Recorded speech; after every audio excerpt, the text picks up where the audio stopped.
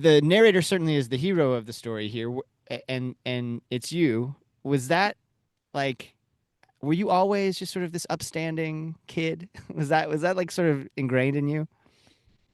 Oh, hell no.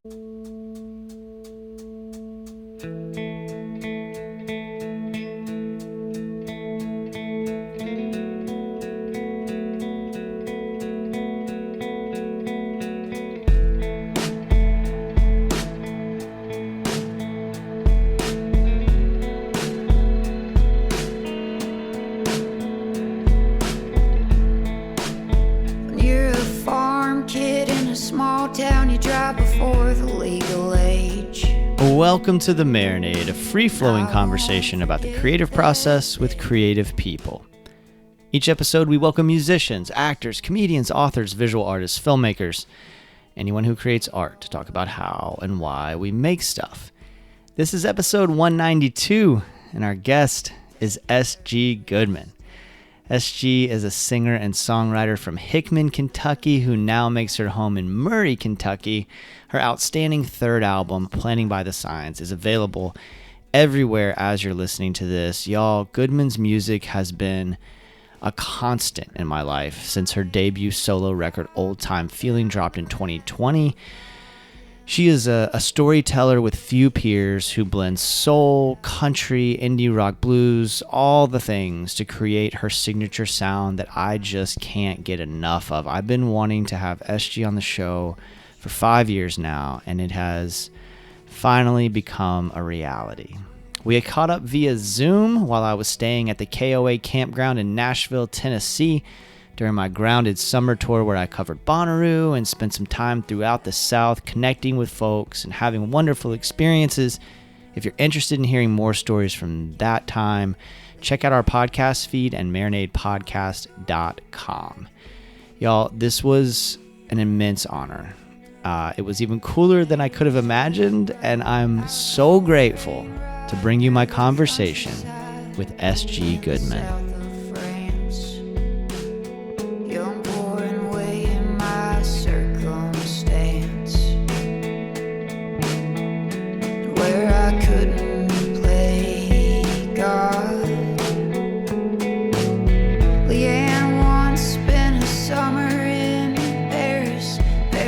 Awesome. I can't say enough about how much your music has meant to me. I have gone through the toughest stretch of my life since 2022, and your records have been a constant companion for me and a constant comfort, and have helped me to work through things and process some really heavy shit.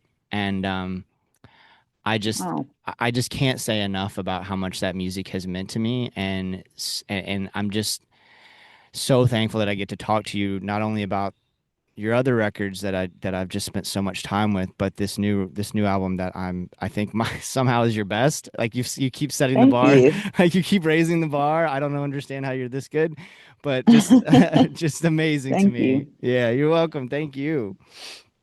Thank you Um, so much. Yeah. Well, I'm sorry about your this season in your life, man. I get it. But I'm sorry to hear that. But I'm glad, that music's been good for you during this time.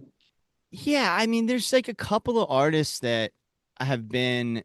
It's you, it's Jason Isbell. There's just a small handful of artists that over the last few years, if I'm like in a place where I don't know what to do as far as like Hmm. what to listen to or where I need what I need in that moment, I go back to your albums and I go back to Isbell's reunions and Weather Vanes, and there's just a handful of y'all, and it really is a bomb.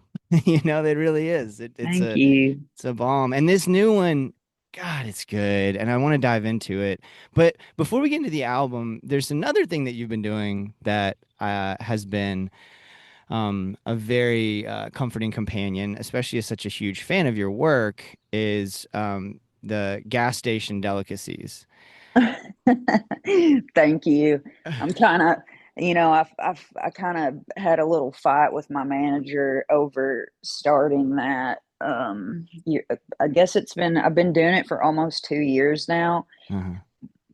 because he was like, I just think when you get busy, it's going to be really hard for you Uh, to manage this. And he's not right, but he's also not wrong. mm, I mm, have been able to keep it up, but I want to give more to it. I'm working on my second season of Country Calm. And for some reason, that first season, I think I was, and I'm still so excited about it. mm-hmm.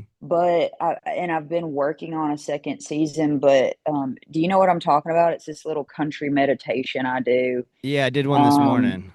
oh, nice. Well, it's fun, but I've had so much feedback. A lot of people are like, I wish they were longer, and well, I didn't know how anyone would react to that. So I wasn't going to make a 15-minute meditation. And honestly, because I write them all myself, it's Uh-huh. kind of it's a lot, Mm. you know, Yeah, yeah. but, I've been having so much fun, and it feels like such a better, now I haven't figured out how to use the platform really. Like, I see when people write me messages, or at least I get email notifications and things, but I have no idea how to navigate that board, like the Mm. Substack board. I'm like, I don't even know where these messages are going. Well, that's you that's know? yeah, I've got a Patreon and like I'm grateful Mm, for it, but like that's one of the things that frustrates me about Patreon is that the interface is so wonky. Like I'll get a message on the app that I mm-hmm. won't get on the website, or I'll get a message on the website that doesn't show up on the app or a notification, Okay. So right? maybe, yeah, so maybe it's not maybe, which typically in my life, it's normally always user error, but maybe it's not, you know? Yeah, But yeah. thank you for saying that. Yeah, it's fun. I've really enjoyed doing that. It feels a lot more, I don't know, a lot more in my vein than like Instagram. And I mean, I don't even want my press to be posted to Facebook. Like, I'm just, for the most part, I only post shows, and I don't even do that. But yeah, I think Substack has been a much healthier medium for me to, I don't know, share stuff with. Yeah. Well, okay, Mhm. so what was the inspiration for it? Because I really do enjoy it. And one of the things I hear what your manager's saying though, because it's not like you give people a lot. You know, that those Mhm. posts are detailed and thoughtful, sometimes quite long, and they really provide a window into your creative process and into your life, and I find them incredibly enjoyable, but I could see how that would, as your manager warned, be incredibly time consuming. So what was the inspiration for it in the first place, and what's keeping you going with it? Well, the inspiration, I think, is, I've been really fortunate to get to go out with a lot of artists who have clearly, like even Jason Isbell. Jason, before Southeastern, put out, I don't know, like, I think at least 3 albums. Yeah, it was three solo. Yeah. Yeah. Yeah. And, but he has cultivated a fan base by, it's like Jason. I went out with Sunvolt, like John Moreland, Mm. Brandy Carlisle, all these people. Like, I was out with My Morning Jacket. Those people, whether they have a hit on Top 40 radio, have cultivated such a fan base because they've taken care of their fans, Mm-hmm. you know? And I just think that um Substack gave me a way to kind of give what my fans say they have always liked, which is an authentic presence. But when I'm not feeling very authentic on Instagram, Mm. it's authentic, but it's not like, you don't get to say what you want to say. It's too Mm. short. It's too Mm-hmm. short of a thing, or just the pictures, and that gets monotonous. And this feels more like, I don't, maybe this is selfish, but I actually really don't get anything cathartic out of making an Instagram post. Mm, But for me, getting to actually share like my real experience in a long form way, it's a good, not only sometimes reset for me, but a reminder, like I'm having to pause and actually think about what has happened in my life. It's mm, not journally, but it's just a way that I feel like, all right, well, clearly I'm in this weird world where people, um, are, yeah, I guess feeling, um, what's the word I'm looking for? They're investing into me. I don't see anything wrong with investing into the people who are investing into me. You know what I mm. mean? Yeah. And it's a lot more fun. I like, sorry, we're sticking on the Substack stuff, but I do think it's important to say, um, if all I did, which I have before, was play shows and stay on the road and try to keep up with Instagram and shorthand social media, I feel like my brain's rotten. Mm, mm-hmm. Because really playing a show, like it's like a cortisol rush. And then, and then with social media, sometimes like shorthand, it's like you're not being present in your life because you're sitting there and you're experiencing something real, like, oh my God, the squirrel, it's so cute. I got to take a picture and then post it online. You know what I mean? Yeah, yeah, yeah. And so with Substack, I've found it's good for me because I'm not, and I've specifically done this, a lot of my Substacks are um, kind of in past tense. And it's been really helpful for me because so much of that stuff in the moment, until I'm really sitting and thinking about it, I might have been in survival mode, you know, and missing stuff like a Yeah. show or a big event, these things that I talk about. So it's helped me to it has been less disruptive of real life and has been a medium where I can actually, I don't know, think about it myself instead of feel like I'm just having to provide a content, you know? Mm, mm. Yeah, Hmm. I do. And I've been wrestling with those questions quite a bit lately. Um, I tried to just completely quit social media after the last presidential election, Uh-huh. and it's just like most of us who give a shit about other people, I was devastated, and Yeah. I, I have a dear friend and collaborator, Jordan Foley. We have another podcast, and he really kind of challenged me about it to think about social media as more than just a necessary evil, which is how I've treated it, right, for so long, Uh-huh. and to try Hmm. to look at it as a creative outlet. And I Hmm. think I've been mildly successful at that since then, but I greatly prefer. I really want us to go back to blog culture. Like I love that about Substack and Patreon, Yeah. Hmm. right? Like I want people to go to my website and read a journal that I wrote about Bonnaroo, you know? Yeah. Um, and I do that in podcast form, but like I used to love going to people's music blogs and reading an album Hmm. review, and like I just really would like for us to get back to that. And I hope I don't just sound like an old man yelling at the clouds or whatever when I No, say you that, you don't, know? because listen, I can definitely up you on my stances on all of that. Another thing is like, you know, one thing I've really struggled with this album cycle was people asking me what I was listening to. Mm, And it's weird to say to them, like, during large parts of this, I wasn't listening to anything. And I banked social media content and gave it to my manager to post Mm, because I could not handle getting on social media and hearing trending songs. mm, Like it changed my relationship with music. You know, songs that I'm not saying like, oh, they were bad songs. It's just you get on there and you're so stimulated, you know, by mm. like the noise and then the scrolling and all this stuff that it literally made me feel like my brain was rotting.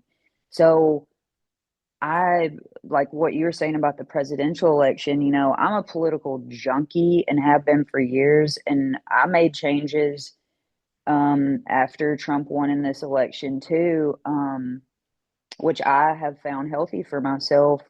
It's about perseverance, and it's not about knowing every single thing that man is saying.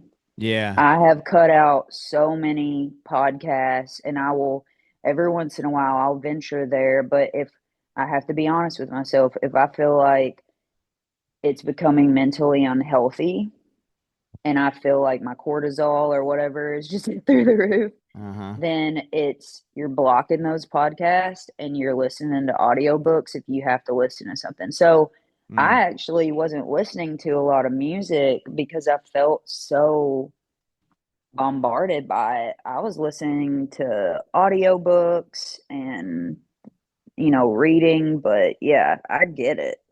It's hard. Well, okay, so that kind of brings us then to like one of the things I wanted to talk to you about, which was reading. And from Mhm. what I've read from you, been a lifelong reader, and Mhm. that no doubt informs your incredible writing. Where did the passion for reading come from? Um, I don't know. I mean, I guess I was fortunate enough that I had a mother who read to me.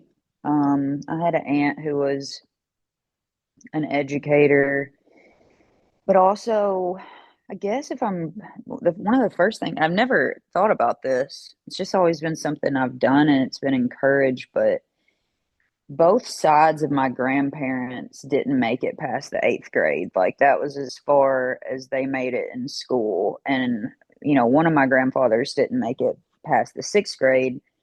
And my mother's parents, who I think they both made it to like the seventh or eighth grade, um, there was so much shame around that with my grandmother.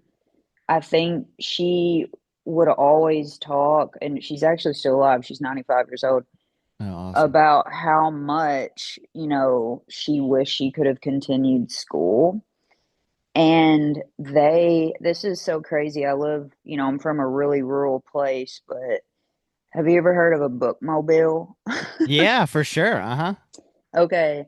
So my grandmother is one of the reasons the bookmobile in my area had to get new books because she's read every single one of them, Oh, wow. you know, and Yeah. it's like, you know, going to the library and I don't know. I think it was just something, you know, I had a very intelligent older family, and it's weird. My family doesn't have like a long history at all of being not only college educated, but just you know, getting a high school diploma as far as my grandparents go. Yeah. Well, some regional Hmm. context is probably important here for folks, and I am Oh, from. about the bookmobile. Well, yeah, yeah. Well, Yeah. this is the whole thing, but also like I'm originally from. I was born in Elizabethtown, Oh, and nice. Yeah. my dad's from Horse Cave, and my mom's whole side of the family's from Adair County, Columbia, Uh-huh. or outside of Columbia. So, um, yeah, just for folks listening, if we if we start talking about things that are regional in nature, but I think bookmobile is a more widespread thing. I think a lot of folks will understand that concept and like have Yeah, had just experience with imagine it. an ice cream truck, but for books, Yeah, there you for go. like rural people who don't live close to a library, Hmm. you know? Yeah, yeah. It's Um, funny.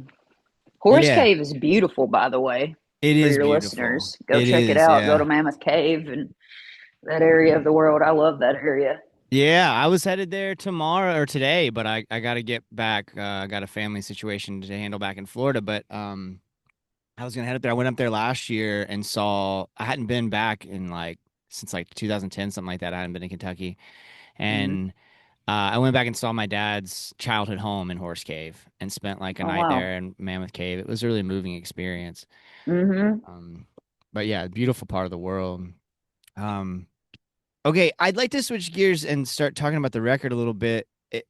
I've had the great fortune of, listening to this record for, as we're recording this, it comes out Friday. This is the 16th, it comes out the 20th.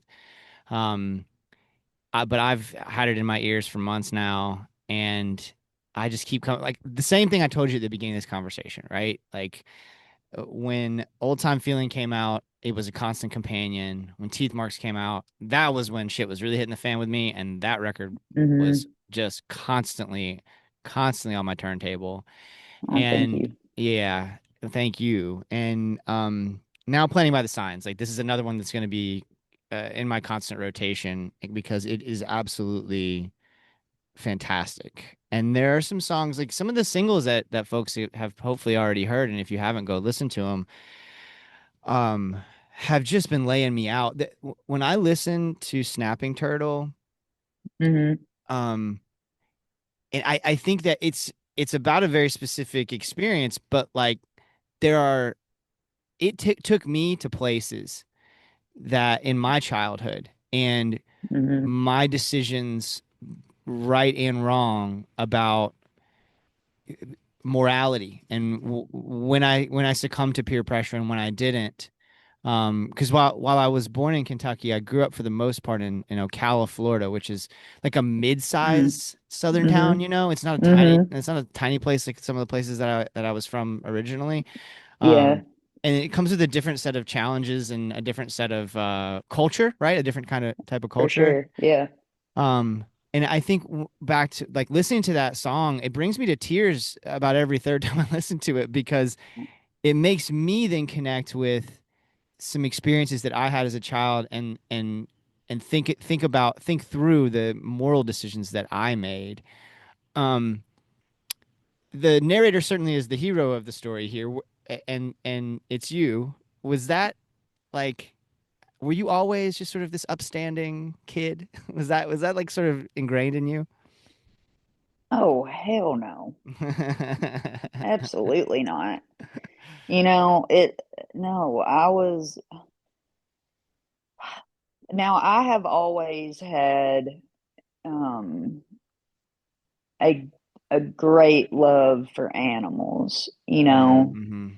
and, but at the same time, you know, the culturally relevant thing to say here is I'm from a rural place where I grew up hunting animals, you Yeah. know, so it's like a lot of people, um, that is a big departure from their life experience and also maybe their moral code to have Mm-hmm. ever like kill an animal. And I understand that. It's just something we all have to agree to, you know, disagree on to some extent. You know, I have very staunch ideas about what is ethical and not when it comes to that kind of thing. But Mm-hmm. you know, I know that's not what you're getting at, but I bullied people. I, you know, growing up as like a little queer kid in a rural place that was also, you know, thought themselves to be a born again Christian, dealing with that self hatred, a small place where maybe I was bored and, you know, a decently smart child. And I think a lot of times when all those things are coming into place, um, you know, that comes out in kind of ugly ways sometimes. Mm-hmm. And honestly, it's not that you can't just wipe your hands of what you did as a child or a young adult because it has impact, and I understand that. But at the same time, you know, especially when it comes to like the song Snapping Turtle, um, if I'm thinking about it through a lens of morality, those kids that were beating the snapping turtle saw nothing wrong with that, Mm, you know? mm, And that's their own, that is like their own situation and cultural, I guess, relevance or whatever, you know, which is hard to, for a lot of people to stomach. But I think that's one thing I was kind of wrestling with is our, this was my worldview, um, and world and like life experience. But yeah, I guess I don't hold, you know, you're figuring it out. And that song for me is like I was even figuring it out because a lot of people wouldn't agree with the fact that in my little town, if someone would have driven by to see me like as a 13, 14 year old, um, beating these like 8 to 10 year olds with a stick, they would be like, that's pretty fucked up, you know? But yeah, in my town, no one would have batted an eye to that. You yeah, know, yeah, it like no one batted an eye to if you had parents that whipped you. That was culturally acceptable and encouraged, you know? yeah. So, yeah, there's a lot of questions that are raised with that, but no, I'm not going to claim I was mischievous and, a wild kid for sure. Okay. Hmm. Um, that event happened quite some time ago. So like, has that song been percolating, or what kind of inspired the?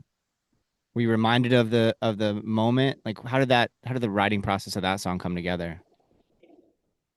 Well, the line about Leanna Uh-huh. and spending a summer in Paris, Tennessee, that's a real story. Uh-huh. That's a real person that I knew and was close with as a child. And I first thought, I mean, that I've never forgotten her saying that to me.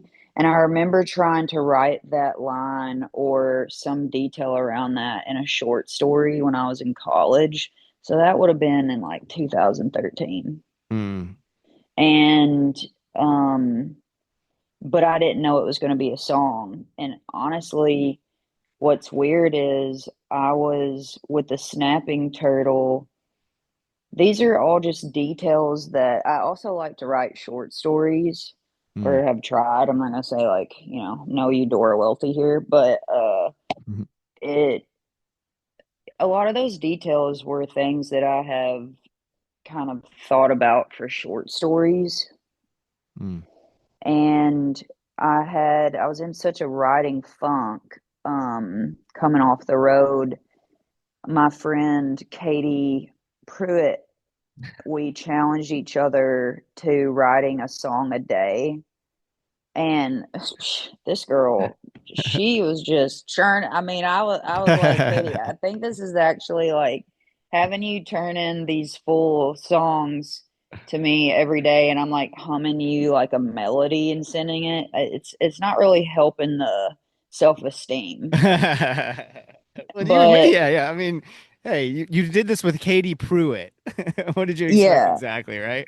Yeah, I mean, no, she's a great writer, and we're very different in how we write. I'm like a slow burner, but that line Uh-huh. about the snapping turtle, the first line, that came out during that, and Yeah. then somehow the story grew into the rest of it, Hmm. like Um, in it's 2024, I believe. Hmm. it's so funny you mentioned Katie Pruitt. I am uh I was just at Bonnaroo, Hmm. and there's a band, they're called Crumb Snatchers, that Oh have, yeah. and I just interviewed the guys yesterday here, and now I'm in Nashville now, but they played a set at Bonnaroo, and uh their manager crowd surfed. It was like a bucket list thing for her. It's an incredible show. And then Hmm. all of a sudden the lead singer's like, "Oh, there's Katie Pruitt." Katie Pruitt's crowd surfing. Sure enough, there's Katie Pruitt crowd surfing at Bonnaroo. Yeah, she's so nuts. She's so funny. Oh, But yeah, I don't know where it's crazy. Like when I look at friends like that, other artists that just seem to have this well of energy. mm. I'm like, damn, why didn't I get some of that? It's like Yeah. like it's I feel like being a musician is kind of how I was as a basketball player. Like I was smart and I could handle the ball well. I was a good shooter, but my I was slow, and I wasn't like Mm. extremely tall. So it was like there were just things against me where it's like on one way I'm good at this, and then in other ways it's like I'm not really meant to be doing this. Mm, That's hmm. how I feel about myself as a musician too. Oh, that's interesting. Well, I mean, clearly you have, if you feel that way, you, in spite of that, have clearly tapped into the things that you know you can do well. I mean, you couldn't make these incredible records that are having such a huge impact on people if you hadn't figured that out. That's a pretty special thing too. Thank you. Well, Yeah. I'm trying to lean in, I'm currently upset with myself, but also like maybe this is going to be a good thing. I'm sleeping later. I've always gotten up around 6. All Uh, right. uh-huh. And now I'm like having a hard, I mean, my manager and them for the interviews and stuff, it has been, they're like, we need to put an intercom in your house because I sleep really hard and I'll sleep through alarms, but I'm just sitting in bed, just wide awake until like 1 in the morning, Oh, interesting. and everybody's like, oh, this will be good. This will be a lot better on for you on the road because by the time my set started most nights, I was done for the day. You know what I mean? Yeah. It was like for the first several years of touring professionally, that was terrible because even if I got to my hotel room at 1, I'd be up at 6. Yeah. So now I'm like, well, now it's changed to where, I this fall when I have a tour manager, I hate to tell her, but one of her main jobs is going to be to make sure that I'm up in time to like get a shower. And I'm like, well, in one way, this is probably going to work out because I'll be really energetic for my show. And then in another way, I'm like going to be late and miss planes. So it's just, you win some, you lose some. I don't I can relate to a lot of what you just said. know. Uh, um, I think Well, I especially went to Australia earlier this year and I have uh never returned. Yeah, I'm like, shit. I mean, it was a great time, but is it worth it? I don't know. were you on tour? Yeah, I was. Yeah. How, Anyway, I'm sorry to interrupt. no, Yeah. no, no, no. I mean, I was just gonna relate, but I'd rather talk about you and the so how was what were the crowds like in Australia? What is your fan base like there? Like what is how were you received? Well, turns out there is one. I mean, that was shocking. I told the band, one, I was going back and forth. I headline shows and I was opening for Tyler Childers. Mm-hmm. So, it's so funny. I would, by all standards, I'm a developing artist. It's as far as like my room size and ticket sales and everything, which I'm very, very proud of. But I knew when we went to Australia, being that would be my first time touring there, we might show up to nobody. Mm-hmm. But that never happened. Mm, I was proud of every crowd we had. In fact, now the first night, where were we at? Brisbane. mm-hmm. I believe we were playing in Brisbane.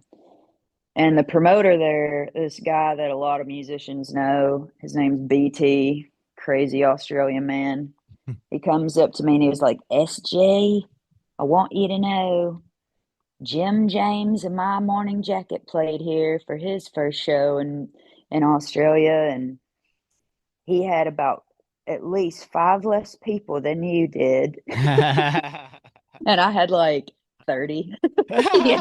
It was like, and I was just, and we were so jet lagged on that first show. I mean, it was hell. The jet Yeah. lag going there and coming back absolutely like makes you question your existence. And we were up there and we had, it was a headline set, so we had an opener and then that.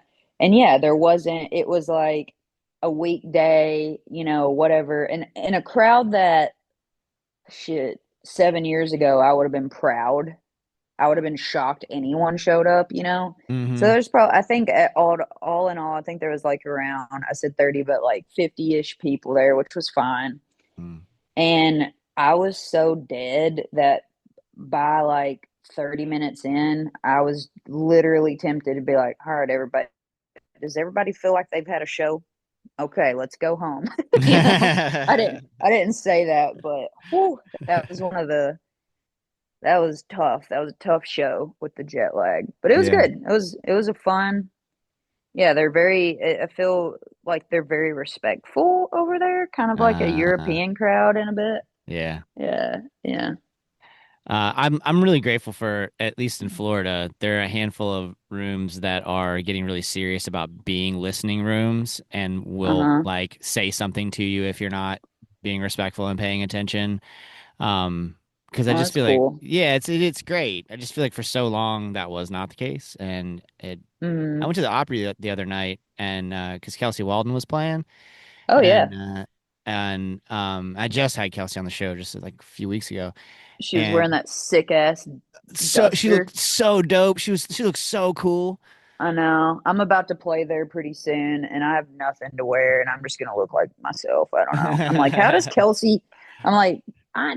How did she get that made that quick? She You know what I always looks, mean? yeah, she always looks super I cool. know she does. I'm just gonna be showing up, and I don't know what I'm gonna wear, but I was like, damn it, Kelsey. But there was these motherfuckers sitting next to me just talking the whole time. I ended up moving because I didn't want to cause a scene, and I was just Mm-hmm. so frustrated that everybody around me was talking. Mm. And it's like, I got a deal on the ticket, but those folks were sitting in like $130 seats. I'm just like, why would you anyway, rant. I just don't understand. If you're going to a show, Just pay to say attention. they've been there, who Yeah, knows? I I don't get know it. it's yeah, it's for a room like that. I mean, yeah, they're not cheap tickets, Mm-hmm. and yeah, I also I don't appreciate talking during sets so much, but at the same time, I will say, um, that room, like that's a different thing. You have multiple acts, but like let's say I'm playing a show and there are people talking out there. Mm-hmm. I think it was like Bonnie Prince Billy who was like, don't be yelling at people talking at your show. Like that's it's your job to like hone your crowd, BJ Barham says that too. BJ Yeah. says like he said early on he got frustrated with people talking, and I forget who gave him the advice, but whoever it was like, "Well, just write better songs." Yeah. And that's Like, what I think there's a lot of truth to that because I have seen and heard of certain artists who have been really, really pissy with crowds and also like write on social media about it afterwards. And I mean, honestly, it's like, well, no offense, that's your damn fault. yeah, yeah, And at the end of the day, like you might be the best singer songwriter in the world, but if you're getting on a stage and don't also understand you're an entertainer, then maybe you should just write a song at your house. You know what I mm, mean? mm-hmm, And just post it mm-hmm, on the internet and turn the comments off. So mm-hmm, it's just like, at the end of the day, people are paying money to see you and or to come to a show to be entertained. uh-huh, And if it's not, and if they're more entertained because they're talking to the person next to them, I mean, hopefully they could like move to the back and let people. But at the same time, I'm not all. I just kind of, well, I guess saying it on your podcast, I'm not quietly judging, but for a while, I've quietly judged people who are just like bitching about people talking at their shows. The Opry's a different story because, like I said, yeah, it's like, you know, it. Who knows why they were doing it? Probably because they were just wanting to be at the Opry and didn't give a shit about the music, you know? Yeah. Well, I wasn't, I don't think I have even a question here, but talking about live performance just made me think about I've seen you play a couple of times. I saw you play at Americana Fest at the Commonwealth of Kentucky showcase. And Oh oh, wow, that's been a minute. yeah, Yeah. 21, I Mhm. think. Justin Mhm. Wells and Kelsey and you and the Bendigo Fletcher boys, and it's great, man. It was a great time now that I'm going Thank through it. you. But then the other time that I saw you was last year at Bonnaroo, and Mm. folks listening, go see SG and her band. Like y'all were on fire, and it was like 1 o'clock in the afternoon or something, maybe even noon, and y'all were bringing the heat. Listen, when you wake up at 6, 1 o'clock, that's that golden hour for you. Yeah, that's when Mamaw comes to life, you know? So, I love um, it. I love it. yeah, well, yeah, come on out. I'm playing the West Coast and the East Coast this year, and tickets are on sale. So come out and see us. I'm the best deal out there. That's what I tell people. It's like I'm the best deal you're gonna get this year. We're in a recession, baby, so you don't have to pay the big bucks. You can come see me. You'll have Uh, enough money for a drink and popcorn. you're gonna want your popcorn too, because it's gonna be Yep. entertaining. Uh-huh. Um, Exactly. I want to ask you about another song on the record. I kind of started with like a "woe is me" rant on this conversation, but you've been through some hardships lately too, and reading your explanation on the Substack about Michael Told Me was really moving. Can you talk about that song and Hmm. Michael and the influence on you?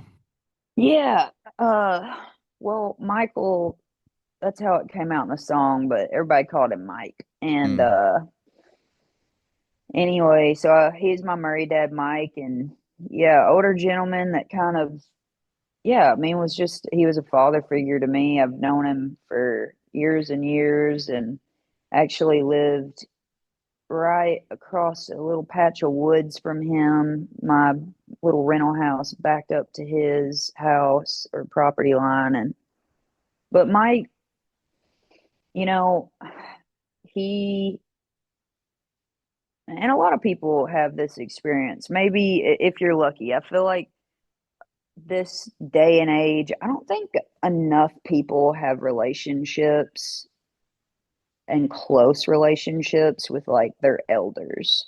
mm, You know, mm-hmm, it has been something that's been ingrained in me since a child. Like, even if you're not, I just watched my dad, who lost his father at a young age, kind of have like different groups of men in his life that were older that kind of were surrogate fathers. And in some way I could imagine, I mean, I haven't spoken to him about this, but I could imagine that there was some sort of freedom there too, to connect with an older person that wasn't like your actual father, you mm-hmm, know? mm-hmm, And I kind of felt that way with Mike. We had a very, very different relationship than my actual dad. And, you know, one being that Mike was a musician himself, we really connected over that. He was an old hippie guy, but, when I was on tour in 2023, Mike was supposed to come and see us play, and he would do that a lot, actually. He's gone out and met us out on tour several times and was just so unbelievably supportive and proud of us. And he wasn't able to get to Austin that year. He had some lodging fall through. And, about a week later, we were still out on tour, and just to kind of pinpoint how our relationship was during that time. It was crazy weather out west. I was in an ice storm right out in the Laguna Mountains, which is right outside of San Diego, which is a mm-hmm. very, like, we went through the desert, and in an hour we were hitting ice. Damn. And yeah, it was scary, super scary. So I was so scared that I was like, I'm not going through the mountain passes up around Seattle without some chains. And I've never put chains on my vehicle, you know? Mm-hmm. And anyway, so I called Mike about that. Then while we were out there, there was like tornadoes that came through our area. I had him come and check on my trees in my house, and I was keeping in contact. And then we played a show in LA, and the next day had a drive to San Francisco, and I got a message from someone saying, "I hate to hear that about Mike." And I was like, I had no idea what was going on. I looked around, and a lot of the people in my band and in the van with me at that moment knew Mike, and I was like, "Has anybody heard anything about Mike?" And anyway, I just called his phone, and a mutual friend picked up that was crying and said, "It's so bad." And I was just like, I mean, you're just in shock, like Mm-hmm. Mike is dead. I mean, I just talked to him like 2 days before, and then he's dead. And I know that sounds maybe, um, not cold or whatever, but the amount of, I just couldn't believe it. Like, it was so wild to me. And I think, when your grandparent dies or someone that you're kind of expecting to pass, it's never easy, but there's kind of these like, uh, I guess, natural cycles or expectations in life of like the pecking order of who's going to die and when. Right. Yeah. Yeah. And so Mike just, yeah, I couldn't imagine. And because so many of my bandmates, like, and my friend Tim was in the vehicle with us, because we knew him, we had 2.5 weeks left of touring on the books right then. We were all the way out in California. And we pulled over and we're like, obviously crying and didn't know what to do. And I was like, let's don't make a decision right now. Let's let's get to San Francisco. And I was like, if a second before we get on the stage we don't want to, I'll cancel the show. Mm.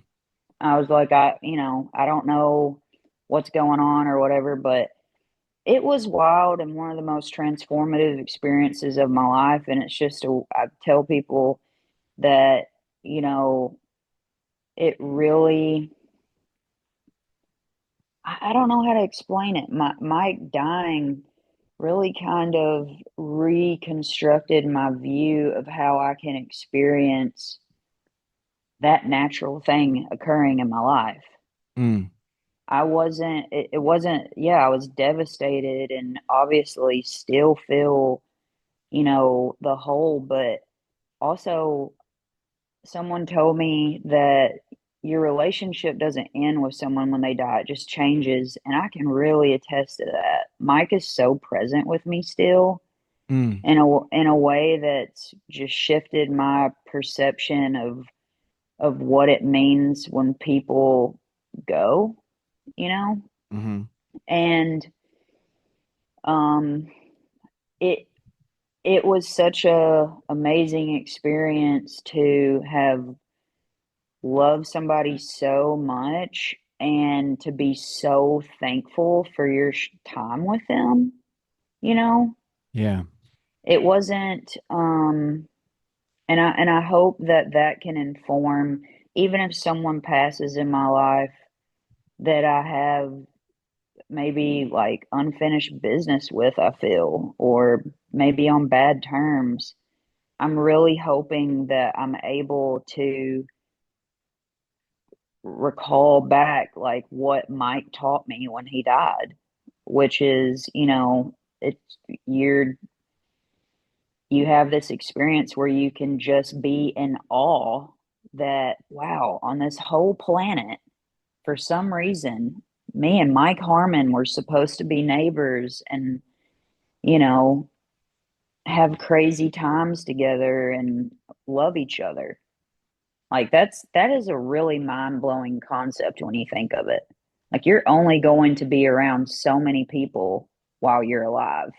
And for Mm-hmm. some reason, I was supposed to be around Mike. And it's like, how can I not just be thankful for that, you know? I'm so sorry that you went through the loss, but also I'm very envious about your approach to the whole thing. That's a really beautiful way to look at death. Um, and Well, I think it's yeah. more like death, but he taught me how to really honor grief, you know? Uh-huh. And we were talking about books earlier. When I came off the road, because I wasn't able to really process Mike's death, that was in early March when he died. I wasn't off the road until I got off mid December and then the holidays. And finally, I was able to not only think about Mike dying, but 2 weeks before Mike died, my dog of 13 years passed. Oh my God. And I was, you talk about a crazy person. Mm-hmm. That was another experience where it's like, oh my God, like what, and I'm like, I've been able to live amongst this little creature for 13 years and have loved every second of it. Mm-hmm. But when I tell you that I have never experienced grief like I have when Howard, my dog, died, and then right after Mike died, it Mm-hmm. was like I was on acid, you Mm-hmm. know? Mm-hmm. Everything was way more, I was so sensitive to just any sensory experience. It was like I was wide open, you know? Yeah. And anyway, it I read this book called The Wild Edge of Sorrow, probably January of 2024, Mm-hmm. and it was about grief rituals and kind of gave different examples of how different cultures have approached grief. And if anyone, I think everyone should read this, whether they're going through grief or not, because if you're lucky, you're going to experience it. And I say that truthfully, like if you're lucky, because if you really allow yourself to sit in grief and process and not just push it down and not face it, it's a really, really transformative thing, you Mm-hmm. know? Mm-hmm. So that's why I say it's like Mike, he's just been the gift that keeps on giving. So yes, okay. I know we've said a lot about this. That I love it. Thank you. that's the Michael that I'm talking about, and Michael told me. And there's another story going on in that, which is another gift that Mike gave to me whenever the first day I found out about Mike dying in a tree accident. A friend who I had not been on speaking terms with for 2 years and I reached out to each other. Mm-hmm. And that is my friend Matt Rowan, who is the friend I'm talking about in that song as well. And Mike's death really, I think, allowed us to put into perspective our bullshit. And we were able to repair. And it turned like in a crazy turn of events. Matt, who is not only my friend, but who's been a long time music collaborator of mine and a bandmate, I've even been his roommate. Mm-hmm. Um, I asked him to co-produce this album with me alongside Drew Vandenberg, and also he's playing on it and played on the song about him. Wow. Wow. So talk about like some true reconciliation shit. And honestly, what's wild is, Mike was my ear through all of that and was the one we started talking. We first talked right as Mike died and had a little communication. And then I was out, on tour like the rest of that year, so I didn't really get around to be around Matt too much in person. But on Mike's first year anniversary of passing, a group of friends and I all got together at his house and had a bonfire. And Matt approached me and was like, let's put this bullshit aside. Mm. And I was so, yeah, it was a very emotional thing. And it's like, Mike just felt like such a big part of all that. Wow. I know he was. So, That's all so beautiful, and thank you for sharing all of that. of course, Um, sorry, I'm long-winded. I could tell you some crazy shit about Mike. He's so crazy, and I'm just gonna add one little thing, just so yeah. everyone knows how much of a badass he is.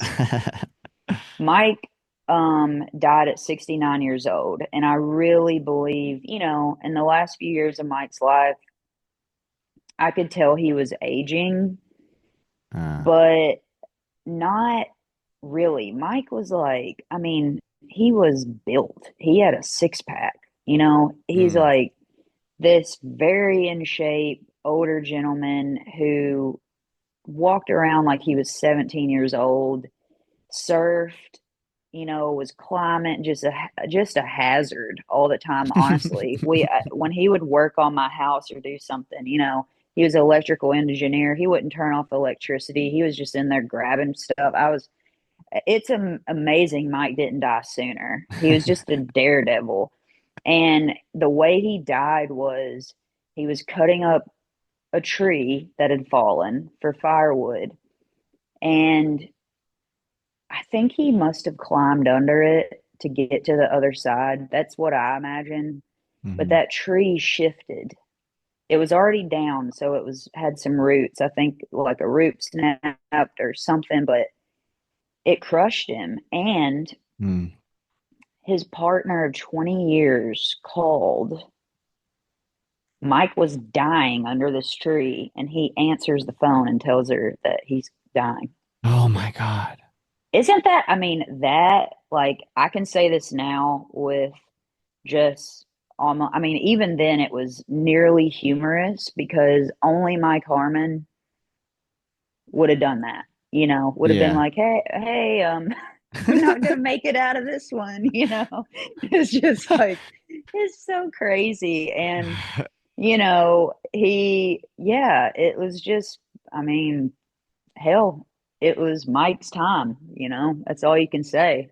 But yeah, that's the only other way. I think I did say this in my Substack that he would have wanted to have died was literally like something crazy, like a shark just eating him. He would Wow. have been happy to go that way. Yeah, that's incredible. Hmm. Well, wow, what an incredible life. And the song does such a great tribute, and then all that stuff about you and Matthew Rowan's just so beautiful that, and then also it's wild to me and so gorgeous to me that not only did you reconcile, but now he's co-producing this incredible record. So all of that is really quite beautiful.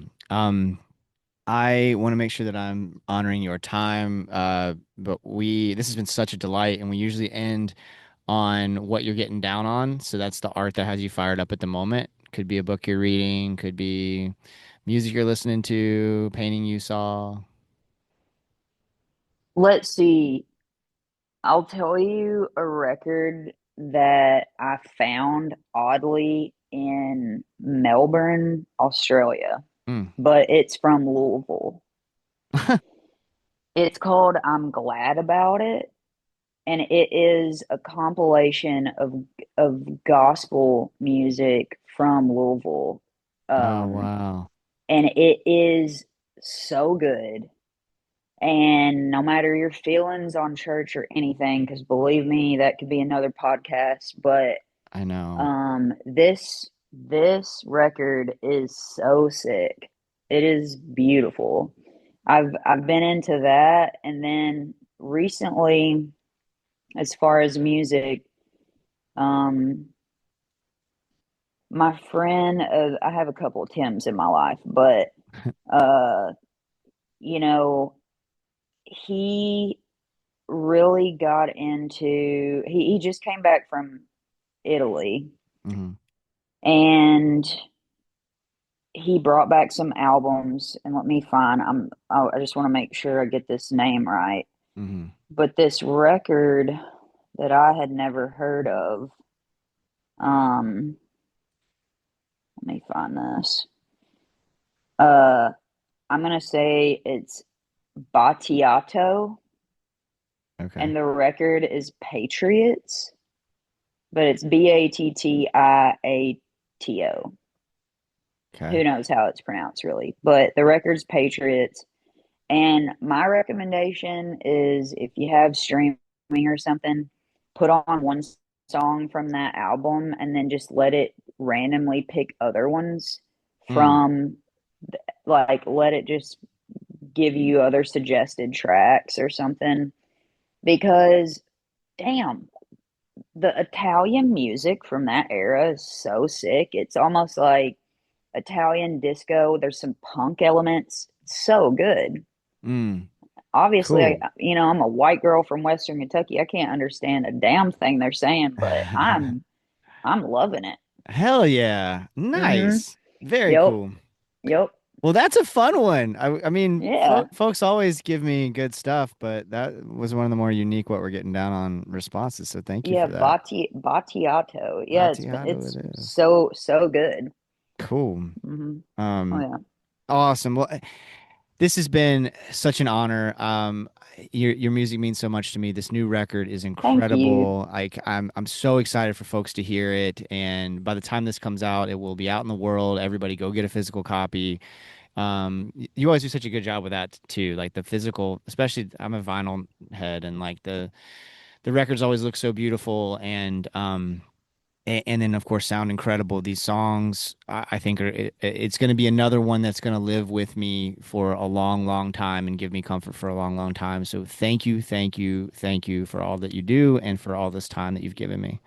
Well, thank you. Yeah. And yeah, I always tell people, they twisted my arm long enough for me to make like all these fucking colors. Okay. I want it, like, I don't know what the kids are on these days, but I don't know why y'all can't just like the black. It's old school. It sounds the best. Like, Yeah. it's cool. But I mean, I will say that I do have some really cool variations out there, and you can get them at your local record store if you're into that kind of thing. I'm not, but like I said, I'm a grandma, but if you're into it, believe me, I have She's got it. provided. I've Yeah. provided. Oh yeah. And it's on 45 RPM. Uh-huh. All That's right. one thing that's different about this album. I really wanted it to sound the best, so I cut it Awesome. like that. Yeah. Hmm. Awesome. Well, good. I'm so excited for folks to hear it. I'm so grateful that I've gotten to listen to it so much. And I keep telling everybody who'll listen, wait till this record comes out. You're gonna make sure you pre-order it. You're gonna love it. Well, So thank thank you. you. I Well, appreciate it. I appreciate the questions, conversation, and yeah, hopefully we'll get to see each other in the wild sometime. I would love that. I need to see you live again. You played Gainesville, Florida recently, and I forget why. I had some sort of very serious scheduling conflict. Otherwise, I would have been there. But a friend of mine went, and she said it was absolutely outstanding. So hopefully, I get to Good, good. go see you sometime soon. And like you said, our paths cross in person someday. And once again, I'm really grateful. Have a wonderful, wonderful day. Thank you so much. You too. Alrighty. Well, thank you. All right. All right. Bye Bye. bye. SG Goodman, y'all. Thank you so much. The incomparable SG Goodman, y'all. Thank you so much, SG. I know I talked about it a lot in the conversation, but I just can't overstate how much her music has meant to me. And Planting by the Signs, her latest, is available now. Go get a physical copy over at sggoodman.net or your local record store. Don't listen to her. If you want that different colored vinyl, scoop you up one. Get whatever you want. It's really a gorgeous record. Somehow she keeps raising the bar, y'all. Thank you so much for listening to this thing. This is one of those perfect examples of how Y'all supporting the show and spreading the word makes such a big difference. MarinadePodcast.com for all things the Marinade. Follow us on all the socials. We're even back on Facebook, y'all. I got off of there years ago because of Zuck's support of fascism, but hell, where are you going to go on socials that ain't run by a fascist these days? Mastodon? We're over there too, by the way. You can come over to Mastodon, Blue Sky. I haven't logged into my Spoutable account in a minute, but we got that too. Come on over, subscribe, and give us a 5-star rating on your podcast app. Tell a friend about the show. These are all free ways to support the Marinade. Go do that while you're listening, please. It makes a big difference for us and costs so little of your time and energy. Also, please follow Life's Greatest Hits on Instagram. We're on Twitter, we're on Blue Sky, we're on YouTube. You can get updates about my other podcasts with my dear friend Jordan Foley. We have a brand new episode that just dropped a few days ago where we listened to Allison Russell's Outside Child and talked about it. So grateful for all of the support that we've gotten with Life's Greatest Hits. We're having a blast making this podcast. So subscribe on your podcast app. That's Life's Greatest Hits. Check it out.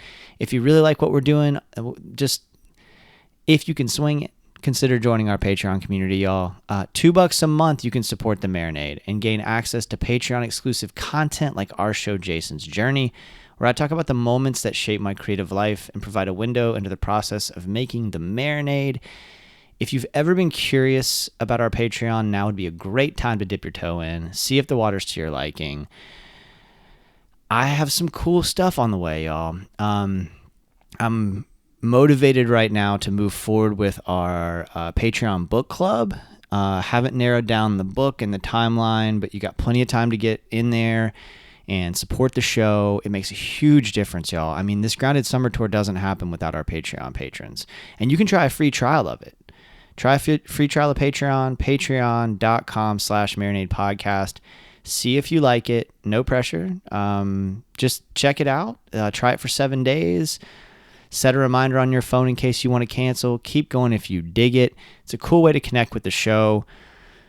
But hey, I get it. You may not want to commit to a subscription, right? And I understand that. If you can swing a few dollars to just give us a tip on Venmo or PayPal, just search at the Marinade. And I really appreciate it, y'all. We put all the money right back into the show.